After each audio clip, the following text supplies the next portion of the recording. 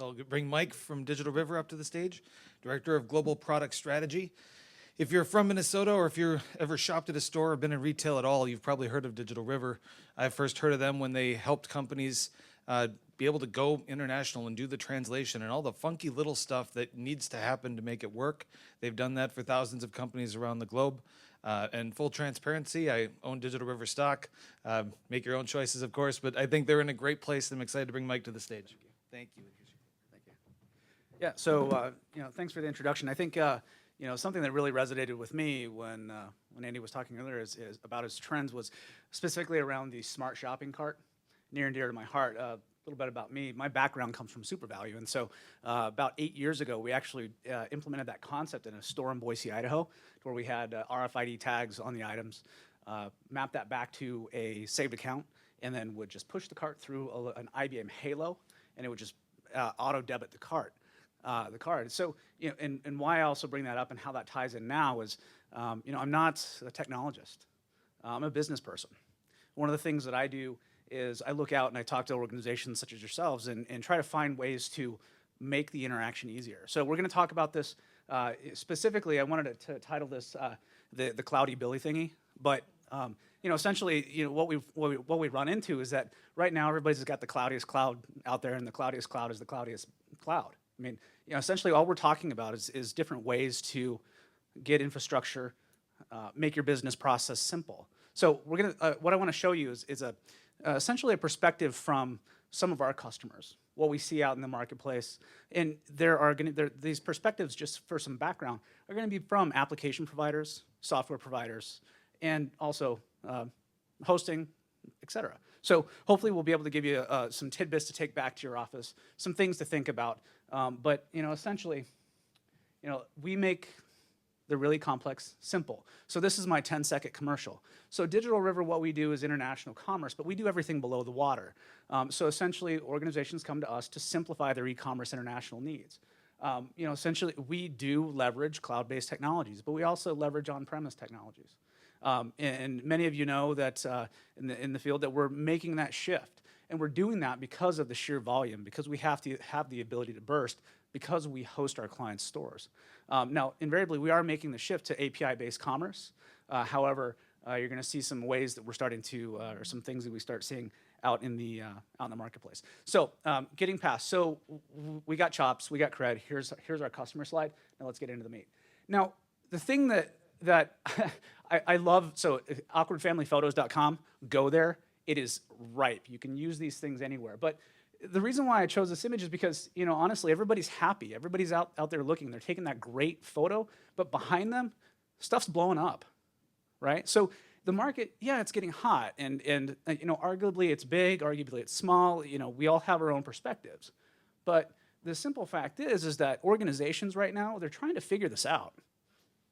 And they don't really know where they're going to go to figure this out. So guys like Andy, that value, that perspective is going to be great. However, if you look at the Global 100 software organizations, you're going to see specifically they're trying to figure out not just how to go to the cloud, but how to monetize it, right? So, hey, I've got data, I'm going to charge you for data, but invariably with application providers, specifically the antivirus manufacturers, the Microsofts of the world, all those applications are installed.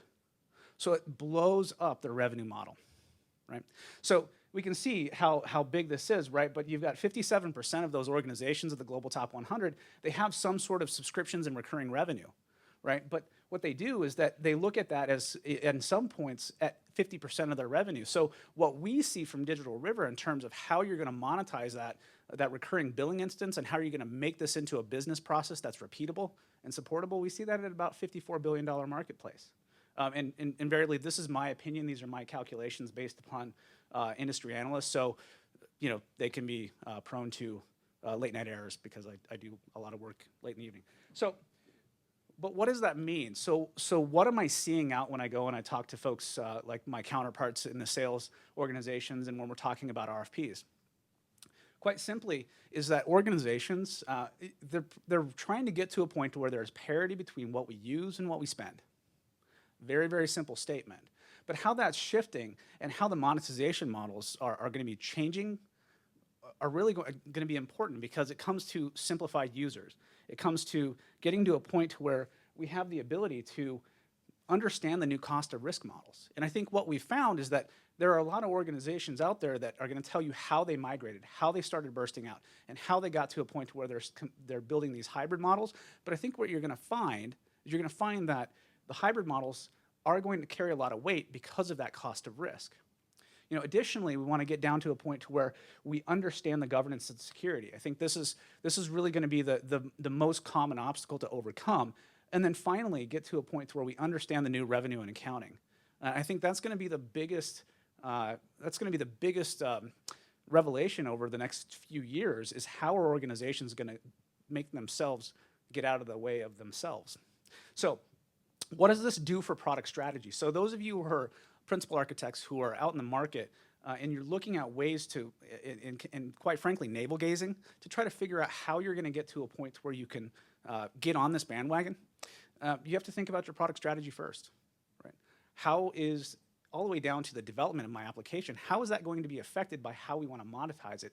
What is your product strategy? And how are you going to align your billing, your accounting, and your business administration aspects to that?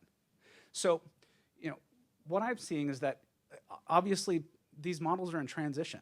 And so most specifically, we went from download your bag of bits, install it on the machine, and oh, by the way, I'm going to pay you $100, $100,000, and you're going to use it into perpetuity until the next version comes out.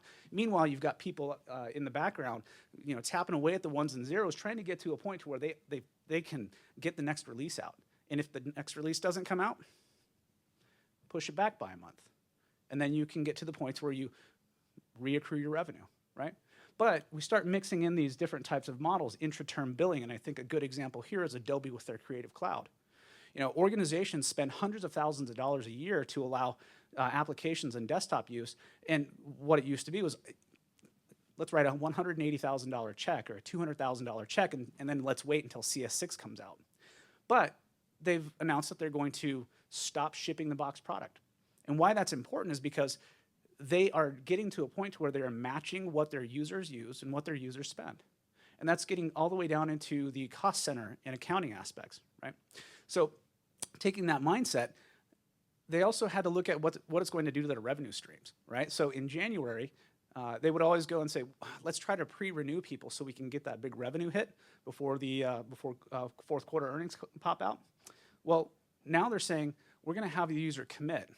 And the user is going to commit to a specific time period, right? And then what that means is that they're going to start learning about how to monetize themselves and getting themselves into a fixed plus usage scenario and into a usage scenario, right? So kind of transitioning, how do we get to a point where we understand how this model works? Does anybody up here know what this equation is? Hand in the air. It's the equation for churn. Why is that important? Because, you know, depending on your model, I think churn is the #1 thing that will kill SaaS companies, bar none. It will stifle your growth. It will stifle your customers. Your customers will churn out, and you'll go out of business. And that's incredibly important because, you know, we talked hundreds of applications, thousands of applications in the cloud that we're going to be bursting out to. I think, what did we have? 786 with Apollo. Well, how many of those 786 companies are going to get churned out?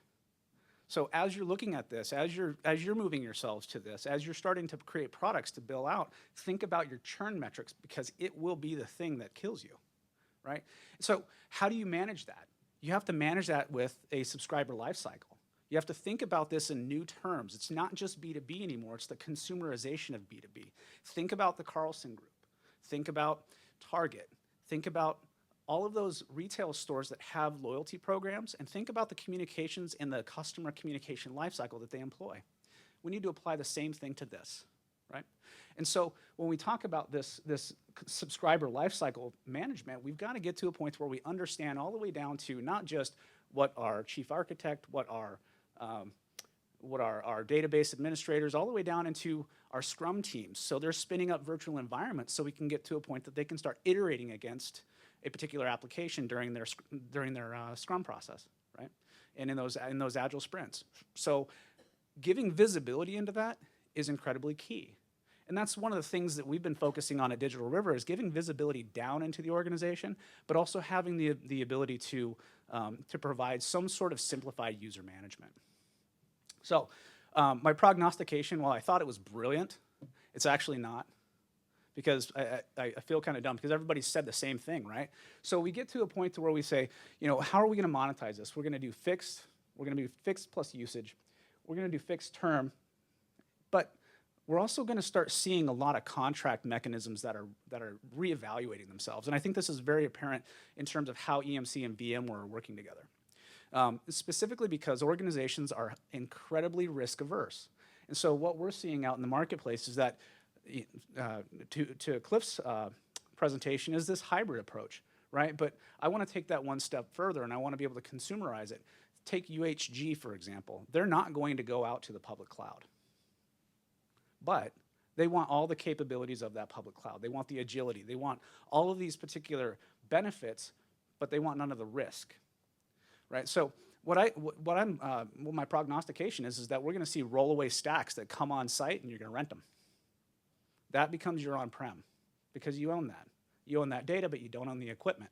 And the reason is if you go back and you look at with the metric that I put together here, and I don't know if I called it out, but 2017, I'm expecting that you're going to see about a 50-50 split between CapEx and OpEx, right? That's because organizations want to be able to pay for what they use. So with that, I'll open up to questions. So are airlines your customers yet? I saw that they're offering subscriptions to being able to have checked bags for the year. What are some other examples that might be a little crazy, rather than answering the airline one directly? Crazy. You know, so airlines are one. I think another one, my most favorite one, is actually subscription to hair extensions. Excellent. So yeah, I think what we find is that as we start to map this back, I mean, Digital River, no lie, has been a B2C focused company for about 15 years. But where we're really when we took a look back at our portfolio, we found our customers, and we said, you know, about 70% of our customers are B2B customers. But we started out working from the SMB stack all the way up. You know, some of the customers that we can talk about are GE Healthcare. And that's an installation that we have in Europe. And quite specifically, what we're doing is we've created subscription models around not just the usage, but also the replacement and the life cycle of MRI probes, right? So those probes, you've seen the Matrix commercial with GE, where he says, you know, walks into the hospital and he's, you know, what is it, Agent Zero or something like that. Talks and says, you know, the medical practice is really just a large series of data, which it is. So these probes talk back to a database. We sell the life cycle of the probe, so we can actually ping that user using cloud VPC technology at GE, and then we can recycle those probes. Excellent. So very cool. Well, thank you very much. I hope you find Mike afterwards from Digital River. Thank you very much. Videos. Thank you for being a part of the inaugural BigCloud event in Minneapolis, Minnesota. We'll see you next year in March. To all of you, thank you. To our sponsors, thank you very much. Have a great night, everyone.